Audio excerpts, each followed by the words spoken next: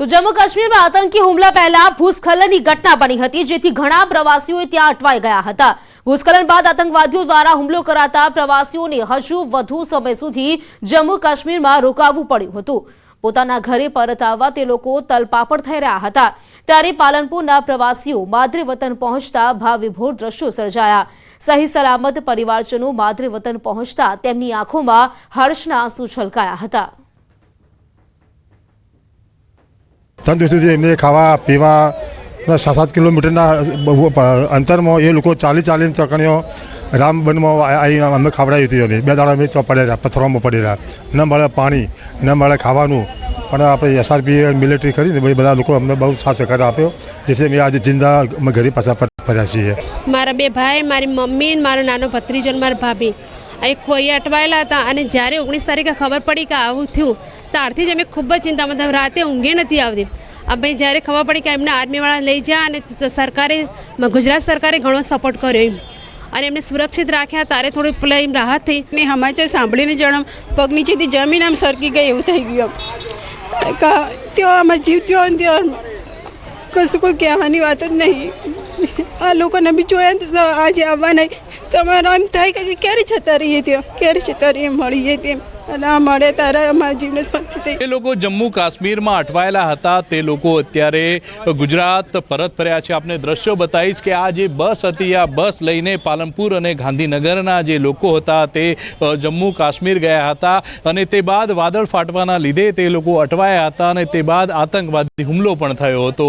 અત્યારે લોકો પરત ફર્યા છે। ત્યાં બહુ ડરનો માહોલ હતો અમારી જોડે, ત્યાં બહુ ડર લાગતી હતી અમને।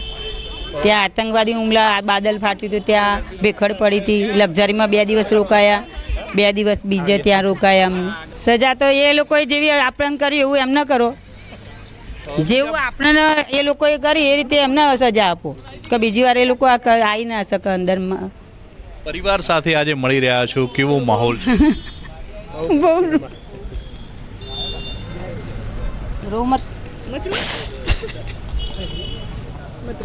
અત્યારે પરિવાર સાથે જે મિલન થઈ રહ્યું છે, અટવાયેલા હતા ત્યાં કાશ્મીરમાં, કેમેરા સામે બેન રડી પડ્યા છે।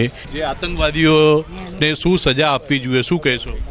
તો સજા આવે, તમે જે આપો એ સાચી। તે અમને એ જ ડર હતો કે કોઈ અહીંયા આતંકવાદી આવી ન જાય, તેવો જ અમને ખૂબ ડર લાગતો હતો। અત્યારે પહોંચ્યા છો તમે, પરિવારને મળ્યા છો, શું કહેશો? ખૂબ જ અમને ખુશી થાય છે, પરિવારને મળીને ખૂબ આનંદ થયો। આ લોકો 12 તારીખે નીકળ્યા હતા પાલનપુરથી અને પહેલાં તેઓ વાદળ ફાટતા અટવાયા હતા અને તે બાદ આતંકવાદી હુમલો થયો હતો, ત્યારે એમની સુરક્ષા પણ વધારવામાં આવી હતી અને અત્યારે પરિવારજન સાથે અત્યારે મળ્યા છે। તમામ લોકો પોતાના પરિવારને મળી રહ્યા છે અને આંખોમાં આંસુ પણ લોકોના જોઈ શકાય છે। કિશોર તુવર, ન્યૂઝ 18 ગુજરાતી, બનાસકાંઠા। પહેલગામમાં આતંકી હુમલા બાદ જમ્મુ કાશ્મીરમાં ફસાયેલા વડોદરાના મુસાફરો પરત ફર્યા। સંસદના પ્રયાસોથી સ્પેશિયલ ટ્રેનમાં વડોદરા આવ્યા। જમ્મુ કાશ્મીરમાં મોરારી બાપુની કથા સાંભળવા ગયા હતા। વાઘોડિયા રોડ વિસ્તારના હતા આ પ્રવાસીઓ। મહિલાઓ, બાળકો સહિત 23 વ્યક્તિઓ જમ્મુ કાશ્મીરમાં હતા। વડોદરા રેલવે સ્ટેશન પર પહોંચ્યા આ મુસાફરો પ્રવાસીઓ હેમખેમ વતનમાં પરત આવતા પરિવારોએ રાહતનો શ્વાસ લીધો। અમે આ જે બનાવ બન્યો એના આગલા દિવસે અમે પહેલગામ હતા, ત્યાંથી અમે હેમખેમ આવી ગયા।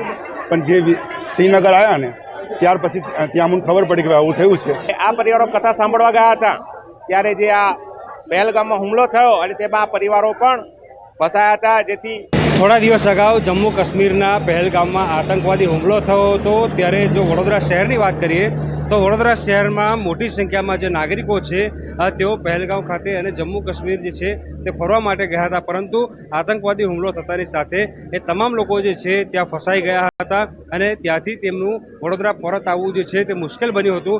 ત્યારે આજે જે સ્વરાજ એક્સપ્રેસ ટ્રેન છે તેમાંથી, એટલે કે કટરાવાળી જે ટ્રેન છે તેમાં લગભગ 23 જેટલા પરિવાર જે છે તે વડોદરા આવી પહોંચ્યા છે અને દ્રશ્યો જોઈ શકાય છે કે આ એ લોકો છે કે જેઓ આતંકી હુમલા બાદ ત્યાં ફસાયેલા હતા અને આમાંના કેટલાક લોકો એવા છે કે જ્યારે ઘટના બની ત્યારે પહેલગામમાં જ હાજર હતા અથવા તો આગલા દિવસે પહેલગામ ફરીને આવ્યા હતા। ત્યારે હેમખેમ આ તમામ લોકો જે છે વડોદરા પરત આવી ગયા છે આ લોકો ત્યાં હતા ત્યાં સુધી જે પરિવાર જે છે તેમના જીવ તાળવે ચોંટ્યા હતા, પરંતુ સ્થાનિક તંત્ર અને સરકારની મદદથી અત્યારે આજે 23 લોકો જે છે તેઓ જે સુરક્ષિત રીતે વડોદરા શહેરમાં પરત ફરી ગયા છે, એટલે કે પોતાના વતનમાં જે છે તેઓ પરત ફરી ગયા છે. હાર્દિક દીક્ષિત, ન્યૂઝ 18 ગુજરાતી, વડોદરા.